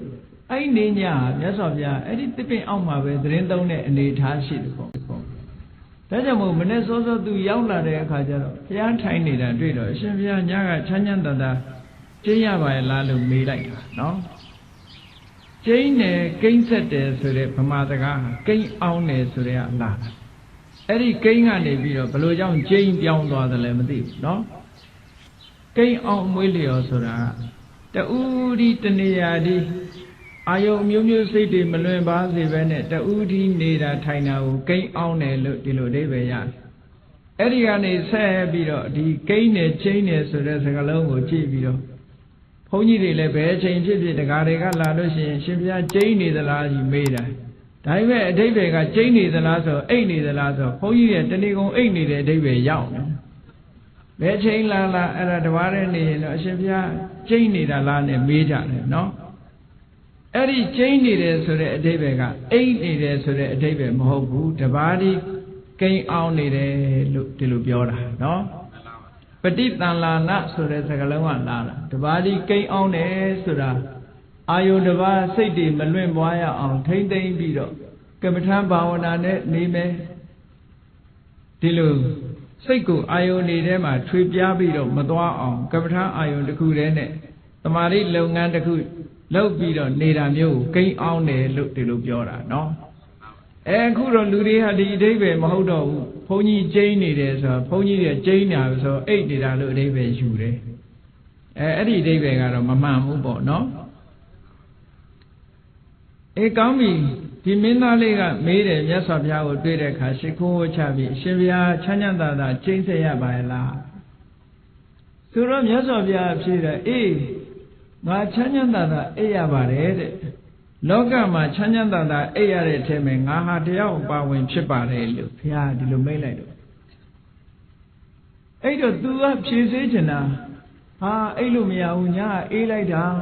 နေရာလည်းမကောင်းဘူးလေလေးကလည်းတူတိုက်ဆောင်းရသည်ကြီးလည်းဖြစ်တယ်သူဖြေစေချင်တာကတော့ချမ်းချမ်းသာသာမအိပ်ရဘူးလို့ထင်ပြီးမေးတဲ့အမေကိုဘုရားကဖြေလိုက်တာအေးချမ်းချမ်းသာသာအိပ်ရတယ်တဲ့ချမ်းချမ်းသာသာအိပ်ရတဲ့ထဲမှာငါလည်းတယောက်ပါဝင်ဖြစ်တယ်လို့ဒီလိုဖြေလိုက်တော့သူကမင်းသားလေးကဒီအဖြေကိုမကျေနပ်လို့ဆက်ပြီးတော့မေးတယ်အရှင်ဘုရားတဲ့ရာသီဥတုကြီးကလည်းဆောင်းရသည်ကြီးတဲ့ဆောင်းရသည်မှာအေးဆုံးရက်ဟာရှိရရှိတယ်လို့ဆိုတယ်ပေါ့အဲ့ဒီခေတ်ကပေါ့ဒီခေတ်တော့ဒါတွေကမှန်ရင်မှန်တော့မှာပေါ့အန္တရထကလို့ခေါ်တယ်အန္တရအထကဂျားရှိရဆိုတာတဘူတွဲတပေါင်းနှစ်လအကြာရှိရဟာအေးဆုံးပဲလို့ဆိုတာဒီနေရာမှာတဘူတွဲတပေါင်းဆိုတဲ့နေရာမှာဒီဗမာတွေရဲ့လရေတွက်ပုံနဲ့ဘုရားမြတ်စွာလက်ထက်ကလရေတွက်ပုံကမတူဘူးဆိုတာကိုသတိထားဖို့လိုတယ်ပေါ့အဲ့တော့အေးဆုံးရှိရဟာဘယ်ဟာလဲလို့ဆိုရင်တဘူတွဲလမပြည့်မီ4ရက်နဲ့တဘူတွဲလပြည့်အပါဝင်နောက်က4ရက်အဲ့ဒီ8ရက်ဟာအေးဆုံးလို့ဒီလိုပြောတယ်နော်အန္တရထကဆိုတာဂျား8ရက်ဆိုတာတဘူတွဲလပြည့်ဟာအေးဆုံးဒါကြောင့်မို့လို့ဗမာတွေဟာတဘူတွဲလပြည့်နေ့ဆိုလို့ရှိရင်မိဘုံပွဲကျင်းပပြီးတော့မြတ်စွာဘုရားကိုလှူကြတယ်ပူဇော်ကြတယ်ဒီချိန်မှာကြွယ်ကြိုပြားတောင်အေးလို့ဘုရားလည်းအေးမှာပဲဆိုပြီးတော့နော်နသာထင်းနေနဲ့မိခင်မိုးရာအတွက်ရည်မှန်းပြီးတော့လှူဒန်းလေးရှိကြတယ်ပေါ့ဗမာပြည်မှာတော့အခုပွဲတစ်ခုတိုးတာကတော့ထမနေပွဲပေါ့အဲ့တော့မိဘုံပွဲဆိုတာဒီနသာထင်းနေနဲ့ဘုရားကိုမိပူဇော်တဲ့ဟာအမတန်မှအေးတဲ့အရက်ကိုအချိန်ကိုအသိမှပြုတဲ့အနေနဲ့မြတ်စွာဘုရားကိုမိအိုးကင်းနေနဲ့မိဖို့ပြီးတော့လှူတဲ့သဘောပေါ့အဲ့တော့အေးဆုံးရှိရဆိုတဲ့နေရာမှာတဘူရဲလာပြီဆိုတာဗမာပြည်ကတဘူရဲလာပြီလို့သုံးတာဟာကောင်းကင်ကလာကြီးကတော့ပြည့်တယ်ဒါပေမဲ့လို့ရက်30ဖြစ်တဲ့လကမပြည့်သေးဘူးလာပြီဆိုတဲ့အဓိပ္ပာယ်ဟာကောင်းကင်ကလာပြည့်တာကိုပြောတာမြတ်စွာဘုရားလက်ထက်တုန်းကလာပြီဆိုတဲ့နေရာမှာကောင်းကင်ကလာလဲပြည့်တယ်ရက်30လာလဲပြည့်တယ်ဒီလိုယူရမှာကောင်းကင်ကလာပြည့်တယ်လို့ရက်30လာလဲပြည့်တယ်လို့ဆိုတော့ဒီတဘူရဲတပေါင်း2လအကြာရှိရဆိုတဲ့နေရာမှာတဘူရဲလာပြည့်နေ့အပါဝင်နော်ရှိရကိုပြောတာအဲ့ဒီရှိရဟာစံချိန်တင်လောက်အောင်အေးတဲ့ရာသီလို့အန္တရထကဆောင်းရာသီမှာအေးဆုံးအချိန်လို့ဒီလိုသတ်မှတ်တယ်စာပေတွေထဲမှာပေါ့သို့တော့ရာသီဥတုတွေကခေတ်ပြောင်းလာသည့်အတွက်ကြောင့်ပြောင်းလာတာကိုတော့တတိထားရမှာပေါ့အဲ့ဒီချိန်တုန်းကအေးပေမဲ့လို့ခုချိန်ကျတော့အေးချင်မှအေးမှာပေါ့အဲ့ဒါတော့ထည့်စဉ်းစားရမှာဟိုချိန်တုန်းကဒီရာသီဟာအေးဆုံးပဲလို့ဆိုတယ်အဲ့တော့မြတ်စွာဘုရားသတင်းသုံးနေတဲ့အချိန်ကလည်းပဲအဲ့ဒီရှိရတဲ့အထက်ကတရရဲ့မှာသတင်းသုံးနေတဲ့အချိန်ဖြစ်လို့ Hataka Minaga shouted, Shimpia, the Yadi Sonya di Gide. A Azum Pit, she at him and Yauni dead. Piro Lilia let the Hoo tiny dead, Pangunjing a leve, Noari Chatan Donda Talu, Miriale Menimania, Noqua Zuri, Chunte Piro needed. A Shimpia the end on it. Jindai Pay, a Yudigale, Metan Juru Chedin. Oh, Sai Meshi wood. Auga Kent had a Yakenliale, Pavali ye. Dilo de Yamuma, Nitaina Shipa Dane. Chanyanda Aya Lazaro, eating a Chanyanda Aya de Lusura. Velu David Valepia. Oh, do ni negaro, Yasovia, Chanyanda Aya de Lutumatimu. Odabo, how ya di Dima, later who died needed, Dida Rema. Emetan Eden, no? Thing Alia le pare. Thing Alia le Emetan Eden, Lilia le Yaulia le tiny. Every chamber, Blue Chanyanda 8. Hoido de Senda Chido. Soya Dima, 8 being Trapida, O Barlin and Nijivala. Blue Chana Maro, no? Channel Elo down Yama, Mohu. Todo, yes of Yaga, Inga Chanyanda, Ayade. Dogama Chanyanda Aya de Boguri Dema, Nadia Ubawe Melu, Piolaida, and always absolute. Diminaga made. Edidon Yasa Yaga. Minga Mido Napsia Omede. Edo, Napio Mesago, Min and Piali made, Napio made. Emedan Chana Jaware. The Tida, Tomo, the tea. The tea and the Tida. Lapa Sanjay, Tajiku, Tetare. The Gari let us entare, Leda Urini does entare. Evedama Kanganana Solotare, Eri Tai Agia. Eri Tai A Nema, Wishi Kozoji Kenta Bido. Esaya, the Lon Yonzongale, Emedama Kanare, Kukelo solution, Sopaji Nebo, no? Sopaji net. Emadama is a Nyore, Ayaboma. A Kanga Lilo Molo is a Nyore, a Sendamian Ayajiboma, 8.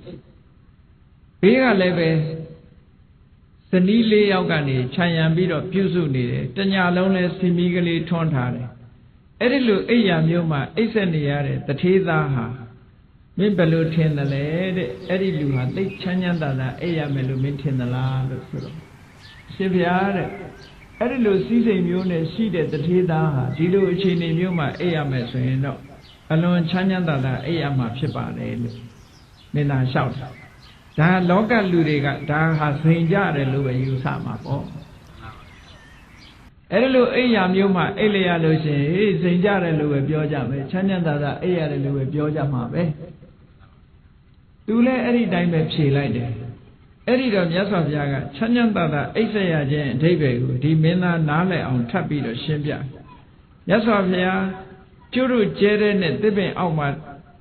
Chinsayara net, Konaga, Lilu Molum, Dajidema, Kanganana, Ayajidi net, Isayara, Achanya, Abusu, Uyari net, Isayara. Dinaku, Yasov Yaga. Loga, Avian Chive solution, Pia Isayara, Sayere. Konaga, the Tida Isayare Niaga, Madama Chanda. Da Loga Luria Amin. Oh, Miaso Yaga Shimbiade. Chide. Eri the Tida Mare. Raga Sati, Chipwala Lucian, Saint Naloha, Kubana Lake. Raga Sura, Beroma, Alumajabu, Dana Raga Sura, Alumajabu, Saint Nalohu, Puban Sirade. Kusiamu, Pisida, Satiamu, Pisida. Eri Kono Nalongo, Puban Sirade, Raga Chipolade, a Puri. Eri a Puri, she named a solution. Plokone, Ayabo, Chanyanda, etc. Sura, Mamala. Erilu Ragasure, a twin Puri, Saint Alonema, Pulone, a Puri net a solution. To our senior, Sensei Asa. Edilu, Sensei Isaiah Jane, Junction de Ragasure, de Yao, Naha, Simpe Tavida Chitipo. Nama, Saint Alongo, Puban Zidande, Ragasura, Nama, Mishivu, Soluraga, Yasovia, Uajaga. Payama, a twin boo, Mishivu, ခုနကအပြင်ကဘလောက်စိန်ကြကြအတွင်းကအပူနဲ့ဆိုရင်ဘယ်တော့မှချမ်းသာမှာမဟုတ်ဘူးပေါ့စိတ်နှလုံးအေးချမ်းမှုဆိုတာအပြင်နဲ့သိပ်ပြီးမဆိုင်ဘူးအတွင်းနဲ့ပို့ပြီးတော့ဆိုင်နေပေါ့အပြင်နေထားဘလောက်ကောင်းကောင်းနော်အပြင်နေထားဘလောက်ကောင်းနေအတွင်းသားကပူပန်မှုတွေရှိနေတဲ့ပုဂ္ဂိုလ်တယောက်ဟာဘယ်တော့မှချမ်းသာဖို့ရဆိုတာမရှိနိုင်ဘူးပေါ့အပေါ်ယံရွှေမုံကျဲအထဲကနောက်ချေးခံဆိုတာအတွင်းထဲကအပူတွေစုနေတဲ့ပုဂ္ဂိုလ်တယောက်ရဲ့နှလုံးသားဟာဘယ်တော့မှအေးချမ်းမှာမဟုတ်ဘူးတဲ့မြတ်စွာဘုရားကငါရဲ့နှလုံးသားဟာရာဂဆိုတဲ့ပူပန်စေတတ်တဲ့တရားတွေလုံးဝကင်းရှင်းပြီးပြီတဲ့လုံးဝအကျွင်းကြံမရှိအောင်ပယ်ထားပြီးဖြစ်သည့်အတွက်ကြောင့်ငါဟာချမ်းချမ်းသာသာအိပ်ဆက်ရတာဖြစ်တယ်ပေါ့ဟောရာဂဆိုတဲ့အပူမရှိလို့ချမ်းချမ်းသာသာအိပ်ဆက်ရတယ်ထို့တူပဲဒေါသကြောင့်ဖြစ်တဲ့ပူပန်ဆင်းရဲမှုတွေဆိုတာရှိတယ်အေးကြည့်လေတယောက်နဲ့တယောက်မတည့်လို့စိတ်ကောက်နေမယ်ဆိုလို့ရှိရင်အိပ်ပျော်မှာမဟုတ်ဘူးလေအဲ့ဒီနေဟာအိပ်မပျော်ဘူးစိတ်ထဲမှာအလိုမကျဖြစ်နေလို့ရှိရင်ဒေါသတွေထွက်နေတဲ့ပုဂ္ဂိုလ်တယောက်ဟာအိပ်လို့မရဘူးဘလောက်ကောင်းတဲ့အိယာကြီးပေါ်တင်ပေးဒီပုဂ္ဂိုလ်ဟာတအုံနှွေးနှွေးနဲ့စိတ်ဆိုးပြီးတော့ဘယ်တော့မှစိတ်ထဲမှာချမ်းသာမှုရမှာမဟုတ်ဘူးအေးမြတ်စွာဘုရားကငါမှအဲ့လိုတအုံနှွေးနှွေးရင်ကို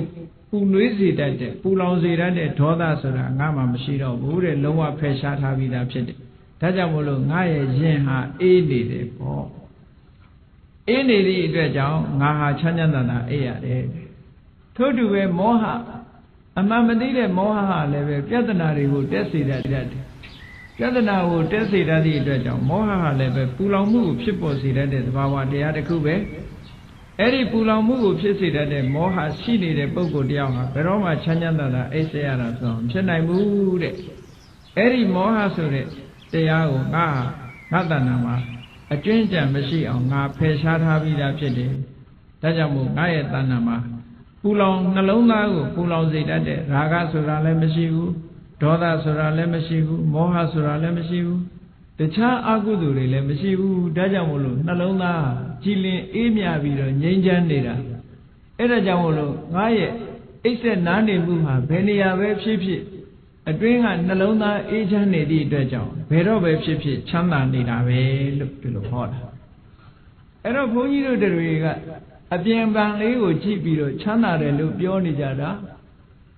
အတွင်းကပူလောင်နေတာကိုလူတွေကမသိဘူးအတွင်းပူနဲ့အပြင်ပူဆိုတဲ့နေရာမှာအပြင်ပူကခံနိုင်တယ်အတွင်းပူကမခံနိုင်ဘူးလောကလူတွေဒုက္ခရောက်နေတာဟာအတွင်းပူကြောင့်ဒုက္ခရောက်နေတာအတွင်းပူရှိလာလို့ရှိရင်အပြင်ပူတဲ့ဆိုးတယ်ပေါ့အပြင်ပူတာကတခဏမျှတာပူတာအတွင်းပူပြီဆိုလို့ရှိရင်တသံတရားလုံးဒုက္ခရောက်သွားနိုင်တယ်ပေါ့အေးဒီအခြေအနေတွေကိုရည်ညွှန်းပြီးတော့မြတ်စွာဘုရားသခင်ကိုရောမြတ်ကလောကမှာတဲ့အတွေ့အတာမှုတွေမရှိဘူးမုန်းတိမှုတွေမရှိဘူးမှားမှားယွင်းယွင်းဒီတွေ့ဝေမှုကြောင့်မှားမှားယွင်းယွင်းချွတ်ချော်မှုတွေမရှိဘူးဆိုတဲ့ပုဂ္ဂိုလ်တယောက်ဟာအမြဲတမ်းချမ်းချမ်းသာသာအိပ်ဆက်ရတဲ့ပုဂ္ဂိုလ်ပဲဖြစ်တယ်တဲ့နှလုံးသားကိုပူလောင်စေတတ်တဲ့ကိလေသာတွေမကင်းသေးတဲ့ပုဂ္ဂိုလ်ဟာကိလေသာတွေနှလုံးသားထဲမှာမငြိမ့်သေးဘူးဆိုလို့ရှိရင်ထိုပုဂ္ဂိုလ်ဟာဘယ်တော့မှချမ်းချမ်းသာသာအိပ်ဆက်ရတဲ့ပုဂ္ဂိုလ်ဆိုတာမဖြစ်နိုင်ဘူးလို့ဒီလိုဟတ္တကမင်းသားကိုရှင်းလင်းပြီးတော့မြတ်စွာဘုရားဟောတာအဲ့တော့မြတ်စွာဘုရားရဲ့အဓိပ္ပာယ်ကချမ်းချမ်းသာသာအိပ်ဆက်ရခြင်းဆိုသည်မှာနှလုံးသားအပူငြိမ့်ပြီးတော့ကိလေသာခတ်သိမ်းငြိမ့်နေတဲ့ပုဂ္ဂိုလ်ရဲ့အိပ်ဆက်မှုသာလျှင်ချမ်းချမ်းသာသာအိပ်ဆက်ရခြင်းလို့ဆိုနိုင်တယ်ကိလေသာအပူတွေရှိနေတဲ့ပုဂ္ဂိုလ်ရဲ့အစဉ်တမ်းမြင့်တဲ့အိယာကြီးတွေပေါ်မှာအိပ်ပြီးတော့အပြင်ပန်းအပြင်ဇိမ်ကြတယ်ချမ်းသာတယ်လို့ဒီလိုထင်ရတော့လေအတွင်းပူတွေနှိမ့်ဆက်နေသည့်အတွက်ကြောင့်ပူလောင်မှုတွေနဲ့လုံးဝနေရလို့သူ့ရဲ့စိတ်နှလုံးဟာအေးချမ်းမှုမရှိဘူးစိတ်နှလုံးအေးချမ်းမှုမရှိသည့်အတွက်ကြောင့်အဲ့ဒီပုဂ္ဂိုလ်ဟာချမ်းချမ်းသာသာအိပ်ဆက်ရတယ်ဆိုတဲ့အဓိပ္ပာယ်မရပါဘူးတဲ့စင်စင်ရဲရဲပဲအိပ်ဆက်ရပါတယ်တကယ်လည်းပဲလောဘဒေါသမောဟဆိုတာတွေရဲ့အနောက်အရှက်ကြောင့်ထိုပုဂ္ဂိုလ်ဟာဘယ်တော့မှချမ်းချမ်းသာသာအိပ်ဆက်ရမှာမဟုတ်ဘူးစိတ်ထဲမှာအလိုမကျမှုတွေနဲ့လုံးပန်းပြီးတော့အလိုမကျတွေနဲ့ထွေးလုံးပြီးတော့စိတ်နှလုံးဟာပူလောင်နေသည့်အတွက်ကြောင့်စိတ်ငြိမ်းချမ်းမှုဆိုတာလုံးဝမရနိုင်ဘူးတဲ့ဒ ဒါကြောင့်မို့မြတ်စွာဘုရားသခင်ကိုရောမြတ်ကချမ်းသာစွာအိပ်စက်ရတယ်ဆိုတဲ့တကယ်အဓိပ္ပာယ်ဟာနှလုံးသားအေးချမ်းမှုရှိမှချမ်းသာစွာအိပ်စက်ရတယ်ရာဂဒေါသမောဟစတဲ့ကိလေသာတွေချုပ်ငြိမ်းမှသာလျှင်တကယ်ကိုအေးချမ်းတယ်ဆိုတာကိုပြောလို့ရမယ်ချမ်းသာစွာအိပ်စက်ရတယ်ဆိုတဲ့ပုဂ္ဂိုလ်ဟာတကယ်ကိုရာဂဒေါသမောဟငြိမ်းချမ်းတဲ့ပုဂ္ဂိုလ်မှသာဖြစ်နိုင်တယ်ပေါ့လောကလူတွေဟာမအိပ်ရလို့အိပ်ဆေးတောက်ရတဲ့ပုဂ္ဂိုလ်တွေရောမရှိဘူးလားစိတ်ငြိမ်သေးဆိုပြီးတော့တောက်နေရနှလုံးသားအပူတွေအကြောင်းမလို့တညာလုံးအိပ်မပျော်ဘူးတဲ့တောကတွေဖြစ်နေလို့တညာလုံးအိပ်မပျော်ဘူးတဲ့အဲ့ဒီအပူတွေကြောင့်အိပ်မရလို့အိပ်ဆေးတောက်ပြီးတော့အိပ်ကြနေရတယ်ဒါဟာတကယ်အဖြေမဟုတ်ဘူးတကယ်အိပ်ဆေးကတော့မြတ်စွာဘုရားရဲ့တရားတော်ဟာဖြစ်တယ်ပေါ့ဘယ်ချိန်ဒီတရားတော်ကိုလိုက်နာကျင့်ကြံကြိုးကုပ်အားထုတ်မယ်ဆိုရင်လောဘတွေလျှော့ချနိုင်မယ်ဒေါသတွေလျှော့ချနိုင်မယ်မောဟတွေလျှော့ချနိုင်မယ်နောက်ဆုံးလောဘဒေါသမောဟတွေကင်းပြီးတော့နှလုံးသားရဲ့ပူလောင်မှုတွေအကုန်ကင်းသွားရင်ဘယ်နေရာမှာပါနေစိတ်နှလုံးဟာအေးချမ်းနေမှာပဲဖြစ်တယ်ဒါကြောင့်မို့တရားချစ်ခင်သူတော်စင်ပြိဿအပေါင်းတို့တို့တွေဟာစိတ်နှလုံးအေးချမ်းသာယာမှုရှိမှသာလျှင်ချမ်းသာစွာအိပ်စက်ရတယ်ဆိုတဲ့အဓိပ္ပာယ်ကိုအပြည့်အဝရကြမှာဖြစ်တယ်တမန်အားဖြင့်ကြည့်ပြီးတော့တို့တွေဟာချမ်းသာစွာအိပ်စက်ရတယ်လို့ဖြေလို့ရှိရင်မပြည့်စုံတဲ့စကားမျိုးသာဖြစ်တယ်ပေါ့အဲ့ဒါလိုသဘောကျပြီးတော့တို့တွေဘာလို့ရမလဲချမ်းချမ်းသာသာအိပ်စက်ရခြင်းရဲ့အဓိပ္ပာယ်ပြည့်စုံအောင်ဘာလို့ရမလဲနှလုံးသားကိုပူလောင်စေတတ်တဲ့ရာဂတွေဖယ်ရှားဖို့ကြိုးစားရမယ်ဒေါသတွေဖယ်ရှားနိုင်အောင်ကြိုးစားရမယ်မောဟတွေဖယ်ရှားနိုင်အောင်ကြိုးစားရမယ်ကဲကြိုးစားပြီဆိုတဲ့အခါမှာရာဂဖယ်ရှားအောင်ဘာနဲ့ကြိုးစားမလဲရာဂကိုဖယ်ရှားဖို့ရအတွက်နံပါတ်1ကဘုန်းကြီးတို့တွေရာဂဟာဘာကြောင့်ဖြစ်နေသလဲလို့ဆိုရင်တင့်တယ်မှုလို့စိတ်ကအာယုံပြုနေသည့်အတွက်ကြောင့်သူ့ဘနမိတ်ကိုအာယုံပြုထားသည့်အတွက်ကြောင့်ရာဂဟာတိုးတဲ့တိုးလာတာဖြစ်တယ်ဒါကြောင့်မို့လို့မတင့်တယ်ဘူးဆိုတဲ့အတုပကမ္မထံဗမာစကားထဲမှာအတုပလို့ဆိုလို့ရှိရင်မသာသွားတတိယနေတာမျိုးဖြစ်တတ်တယ်နော်အဲ့ဒါကိုပြောတာမဟုတ်ဘူးအတုပကမ္မထံဆိုတာမိမိတို့အသက်ရှင်လျက်ဖြစ်တော်လဲခန္ဓာကိုယ်မှာတင့်တယ်မှုမရှိတာတွေကိုဆင်ញင်စဉ်းစားတတ်ရမယ်ရွှင်ရှားဝယ်သဘောတွေကိုဆင်ញင်စဉ်းစားတတ်ရမယ်ဘယ်လိုဆင်ញင်စဉ်းစားတတ်မလဲဆိုရင်ကြည်လေကိုယ်ခန္ဓာကိုယ်ဟာမတင့်တယ်ဘူးယွန်းစပွဲဆိုတာဟာအလွယ်လေးနဲ့စဉ်းစားလို့ရတယ်ကိုယ်ဟုတ်လားတလားနှစ်လားရေမချိုးမျက်နှာမသိပ်ပဲနေကြည့်ပေါ့မွေးကြိုင်တဲ့အနံ့တွေထွက်လာမလားနံစော်တဲ့အနံ့တွေထွက်လာမလားစဉ်းစားကြည့်ပေါ့ခန္ဓာကိုယ်ရဲ့သဘာဝတကယ်တော့လှပတင့်တယ်တာမဟုတ်ဘူးအပြင်ကဝဆားဆင်တာတို့ဖိလိမ့်တာတို့ဒါတွေကြောင့်မို့လို့လူတွေဟာလူကြားထဲမှာဝင်လို့ရတာနော်အဲ့ဒါလို့မတင့်မတဲယွန်းစပွဲသဘောတွေကိုဆင်ញင်စဉ်းစားခြင်းဖြင့်အတုပတင်ညာကိုနှလုံးသွင်းခြင်းဖြင့်ရာဂကိုဖယ်ရှားနိုင်တယ်တဲ့ရာဂကိုလျှော့ချနိုင်ရာဂရောကျသွားတာနဲ့တပြိုင်နက်နှလုံးသားရဲ့ပူလောင်မှုတွေရောကျသွားမယ်ရောကျသွားတာနဲ့တပြိုင်နက်ချမ်းသာတာအိပ်စက်ရဖို့ဖြစ်ပေါ်လာလိမ့်မယ်ထို့တူပဲဘုန်းကြီးတို့တွေရဲ့နှလုံးသားထဲမှာမုန်းတိမှုတွေကိုတိမ့်ထားမယ်ဆိုလို့ရှိရင်နှလုံးသားဟာအမုန်းတရားတွေလွှမ်းမိုးနေသည့်အတွက်ကြောင့်ဘယ်တော့မှချမ်းသာမှာမဟုတ်ဘူးတဲ့အဲ့ဒါကြောင့်မို့လို့ဒီအမုန်းတရားတွေကိုဖယ်ရှားနိုင်ဖို့အတွက်မေတ္တာသက်ဝင်ချစ်ခင်စေတတ်တဲ့မေတ္တာတရားကိုပွားများအထောက်ကြရမယ်အဲ့တော့မေတ္တာနှလုံးသားနဲ့အစားထိုးပြီးတော့နေနိုင်မှသာလေဘုန်းကြီးတို့ရဲ့နှလုံးသားထဲဟာအမုန်းတရားတွေကင်းစင်သွားလိမ့်မယ်မေတ္တာသက်ဝင်ချစ်ခင်တဲ့ကြည်လင်အေးမြတဲ့စိတ်ဓာတ်ကိုရရှိလာတဲ့အခါမှာချမ်းသာတာအိပ်စက်ရမှုဆိုတာဖြစ်ပေါ်လာမှာပါအဲ့ဒီလိုမဟုတ်ဘဲနဲ့အမုန်းတရားတွေနှလုံးထဲမှာထားမယ်ဆိုလို့ရှိရင်ဘယ်တော့မှချမ်းသာတာအိပ်စက်ရမှုဆိုတာရမှာမဟုတ်ဘူးတဲ့ထို့တူပဲအသိဉာဏ်ကင်းမဲ့နေကြမယ်ဆိုလို့ရှိရင်လှုပ်တင်တာနဲ့မလှုပ်တင်တာခွဲခြားမသိဘူးမသိသည့်အတွက်ကြောင့်မလှုပ်တင်တာတွေလှုပ်လိုက်မယ်လှုပ်တင်တာတွေကိုမလှုပ်ဘူးဆိုရင်ပြဿနာတွေတက်မယ်ပြဿနာတွေတက်ရင်ထိုပြဿနာကြောင့်စိတ်တွေဟာတည်ငြိမ်မှုမရဘူးတဲ့မောဟကြောင့်ဖြစ်ပေါ်လာတဲ့ရင်ထဲမှာပူနွေးစေတတ်တဲ့အခြေအနေမျိုးတွေရောက်လာတယ်ဒါကြောင့်မို့အဲ့ဒီမောဟကိုပယ်ဖြောက်ဖို့ရာအတွက်အသိပညာရအောင်ကြိုးစားကြရမယ်အသိပညာရဖို့ရာအတွက်တရားနာရမယ်တရားစာအုပ်တွေဖတ်ရမယ်နော်သုတ္တမယဉာဏ်ရမယ်ကမ္မထတရားအားထုတ်ရမယ်အားထုတ်လို့ရှိရင်ဘာဝနာမယဉာဏ်တွေရလာမယ် သုတမယပညာဘာဝနာမယပညာဒီပညာနှစ်ခုဖြင့်မောဟကိုလျှော့ချနိုင်တယ်ပေါ့နောက်ဆုံးဟာသဘာဝတရားတွေရဲ့အစစ်မှန်ကိုသိမြင်ခြင်းဖြင့်မှန်မှန်ကန်ကန်စဉ်းစားတွေးခေါ်နိုင်တဲ့အသိဉာဏ်ကိုရရှိခြင်းဖြင့်သင်္ခါရတရားတွေရဲ့မမြဲတဲ့သဘောတွေကိုဆင်ခြင်စဉ်းစားခြင်းဖြင့်ဘုန်းကြီးတို့တွေဟာပူလောင်မှုတွေရောတတ်မဲ့မှုတွေရောအလုံးကိုလျှော့ချသွားနိုင်ပါလိမ့်မယ်တဲ့အဲ့ဒီလိုပူလောင်မှုတွေတတ်မဲ့မှုတွေလျှော့ချသွားနိုင်တာနဲ့တပြိုင်နက်ချမ်းသာစွာအိပ်စက်ရမှုဆိုတာရရှိလာမှာဖြစ်ပါတယ်အေးဒါကြောင့်မို့လို့ဒါဒေါသမောဟဆိုတဲ့အခြေခံအကုသိုလ်တရားသုံးပါးကိုဖယ်ရှားပြစ်ခြင်းဖြင့်အခြားအကုသိုလ်သဘာဝတရားတွေကိုလည်းဖယ်ရှားနိုင်မှာဖြစ်တယ်ဒါကြောင့်မို့တရားချစ်ခင်သူတော်စင်ပြိဿတ်တို့သည်တို့တွေချမ်းချမ်းသာသာအိပ်စက်ရဖို့အတွက်ဘာလုပ်ရမလဲဆိုတာရာဂဒေါသမောဟဆိုတဲ့ဒီတရားတွေကိုဖယ်ရှားဖို့ရအဓိကဖြစ်တယ်ဆိုတာကိုယ်စီကိုယ်ငါသဘောကျပြီးတော့ဟောဒီဟတ္တကတုတ်လာတဲ့မြတ်စွာဘုရားရဲ့အဖြေချမ်းသာစွာအိပ်စက်ရခြင်းရဲ့အဓိပ္ပာယ်ကိုအလေးနဲ့စဉ်းစားပြီးတော့လောဘဒေါသမောဟစတဲ့ကိလေသာအပူတရားတွေကိုဖယ်ရှားနိုင်အောင်ကျင့်ကြံကြိုးကုပ်အားထုတ်နိုင်ကြပါစေကုန်သတည်း